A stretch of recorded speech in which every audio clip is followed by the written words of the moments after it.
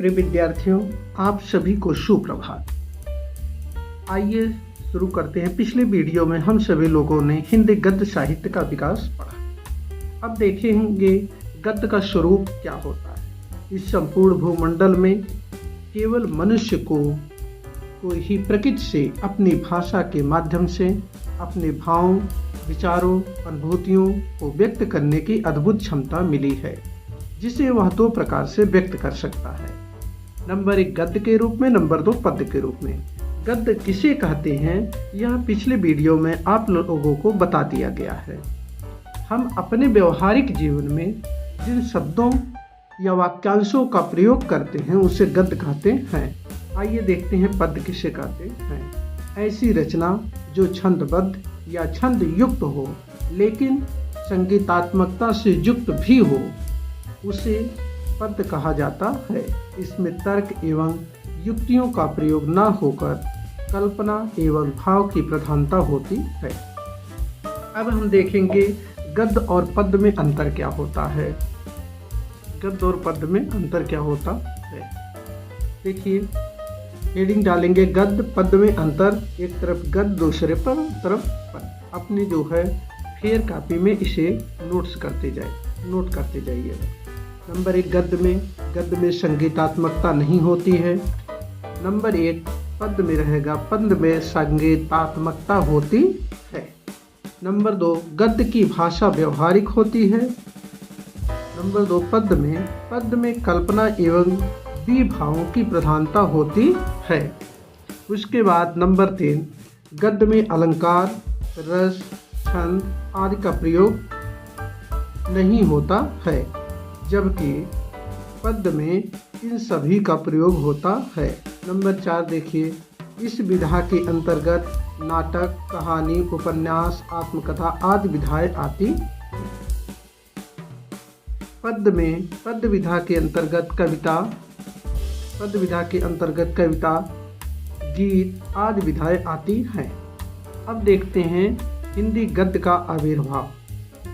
हिंदी गद्य साहित्य का आविर्भाव 19वीं शताब्दी के नवजागरण काल में आधुनिकता के संवाहक के रूप में हुआ, जिसमें हिंदी का प्राचीनतम प्रयोग राजस्थानी व ब्रज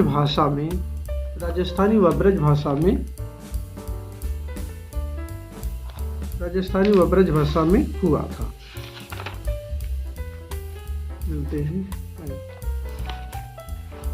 अब देखते हैं हम लोग राजस्थानी गद्य हेडिंग डालेंगे। इसमें लिखेंगे यह 10वीं शताब्दी के दान पत्रों, पट्टे, परवानों आदि में मिलते हैं।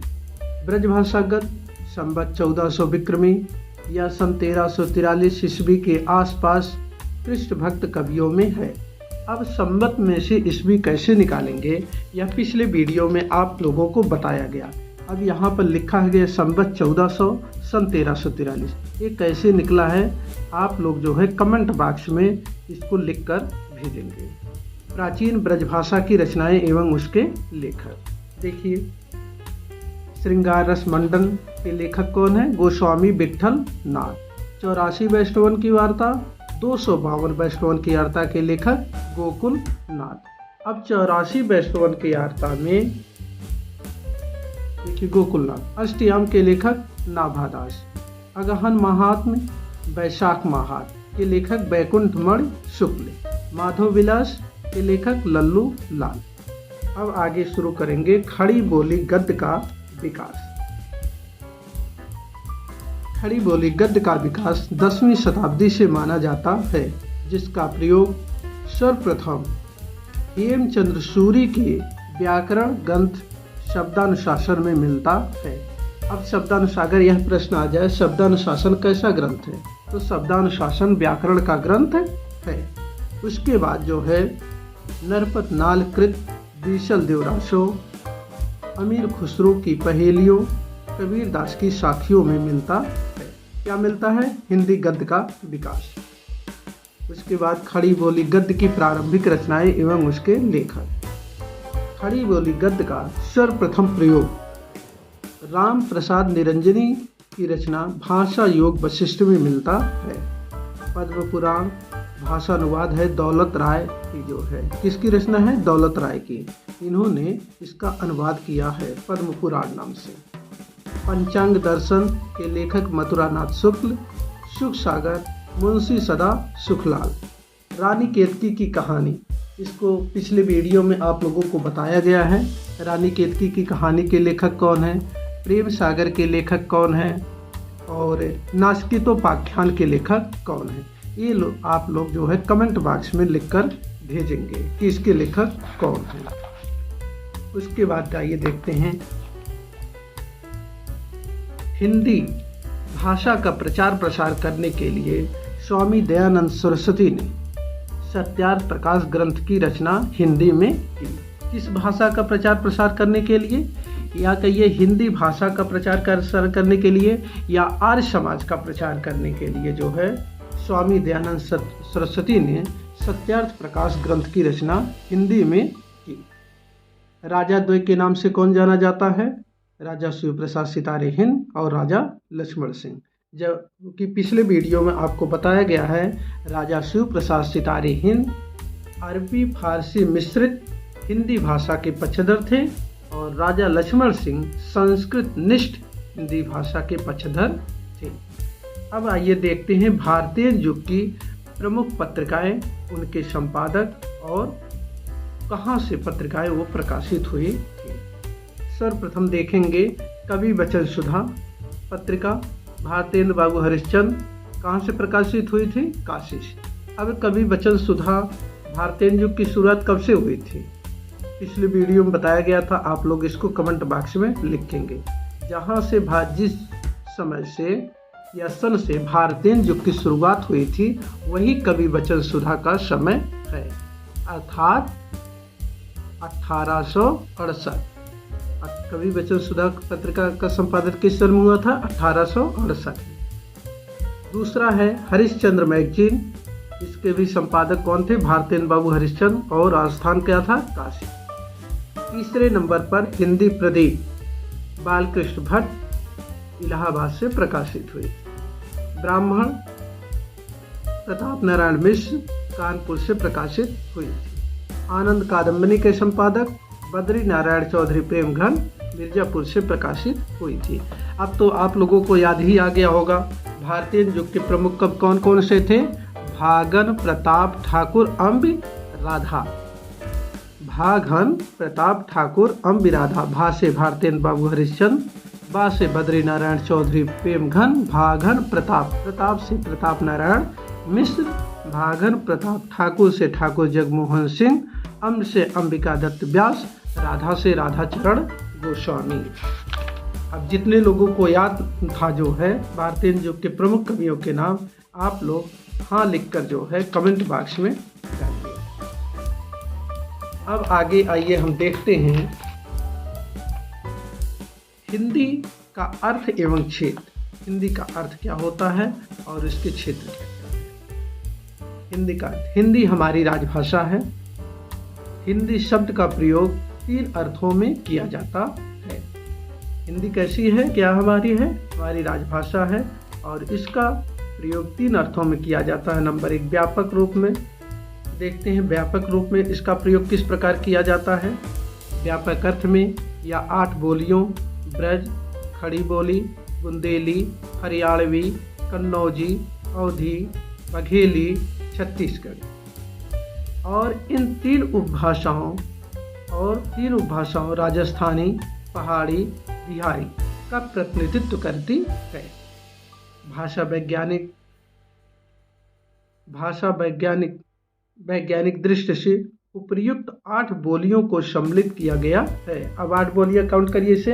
ब्रज, खड़ी बोली, बुंदेली, हरियाणवी, कन्नौजी, अवधी, बघेली, छत्तीसगढ़ी।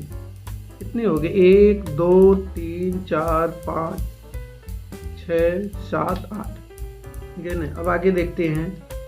सीमित अर्थ में हिंदी दिल्ली, मेरठ और बिजनौर के आसपास बोली जाने वाली खड़ी बोली के शुद्ध साहित्यिक रूप का ही अर्थ ग्रहण करती है। व्यापक अर्थ में क्या करती है? या 8 बोलियों से युक्त है। ब्रज, खड़ी बोली, बुंदेली, हरियाणवी, कन्नौजी, अवधी, बघेली, छत्तीसगढ़ी। और सीमित अर्थ में यह दिल्ली, मेरठ और बिजनौर के आसपास बोले जाने वाली खड़ी बोली के शुद्ध साहित्यिक रूप का ही अर्थ ग्रहण करती है। लेकिन आज जो हिंदी पूरे भारतवर्ष की सर्वमान्य भाषा के रूप में स्वीकृत है तथा हिंदी प्रदेश के विद्यालयों में शिक्षा का माध्यम है, वही खड़ी बोली का प्रतिष्ठित रूप है। आइए देखते हैं, हिंदी गद्य का हो गया। अब देखते हैं हिंदी पद्य के विकास का संक्षिप्त परिचय। इसका हिंदी पद्य के विकास का संक्षिप्त परिचय। हिंदी साहित्य का आविर्भाव काव्य पद्य से माना जाता है। आविर्भाव मतलब जन्म। हिंदी साहित्य का जन्म काव्य पद्य से माना जाता है। साहित्य इतिहासकारों ने इसे 4 भागों में विभाजित किया है। अब आप जो है इस ढंग से करेंगे, हिंदी काव्य साहित्य का विभाजन। ठीक, हिंदी काव्य साहित्य का विभाजन। नंबर 1, आदिकाल या वीरगाथा काल। वीरगाथा काल नाम किसने दिया? आचार्य रामचंद्र शुक्ल। क्यों किया वीरगाथा काल नाम इसे क्यों दिया? क्योंकि उस समय जो आश्रित कवि थे, राजाश्रित कवि थे, अर्थात राजाओं के आश्रय में जो कवि रहते थे, उनका मात्र एक ही उद्देश्य था, श्रृंगार का वर्णन करना और राजाओं के यशोगान करना, अर्थात उनकी वीरता का वर्णन करना। इसलिए इस काल को आचार्य रामचंद्र शुक्ल जी ने वीरगाथा काल कहा है। अब देखिए आदिकाल या वीरगाथा काल, इसका समय क्या था? विक्रम संवत 800 से लेकर विक्रम संवत 1400 ईस्वी। विक्रम संवत 1400। अब इसे सन में जब परिणत करेंगे तो सन 743 से 1343 तक। अब इसी में से विक्रम संवत में से 57 घटा देंगे, सन आ जाएगा। ठीक, 800 में से 57 घटा देंगे 57, तो 743 आ जाएगा। उसके बाद देखिए पूर्व मध्यकाल अथवा भक्ति काल। इसका समय विक्रम संवत 1400 से लेकर 1700 विक्रमी संवत तक। अब इसके सन में जब परिणत करेंगे तो सन 1343 से 1643 ईस्वी तक भक्ति काल हो गया। उसके बाद उत्तर मध्यकाल अथवा रीतिकाल। इसका समय है विक्रम संवत 1700 से लेके 1900 ईस्वी। इसका सन में जब परिणत करेंगे सन 1643 से 1843 तक। अब चौथे नंबर पर आधुनिक काल या वर्तमान काल। विक्रम संवत 1900 से लेके अब तक, और सन में जब होगा तो सन 1843 ईस्वी से लेकर आज तक। अब आइए आगे देखते हैं। पहली चीज ये हम देख लेंगे, यहाँ पे समझ लेंगे। हमारे पाठ्यक्रम कक्षा 9 के पाठ्यक्रम में आदिकाल से लेकर भक्ति काल तक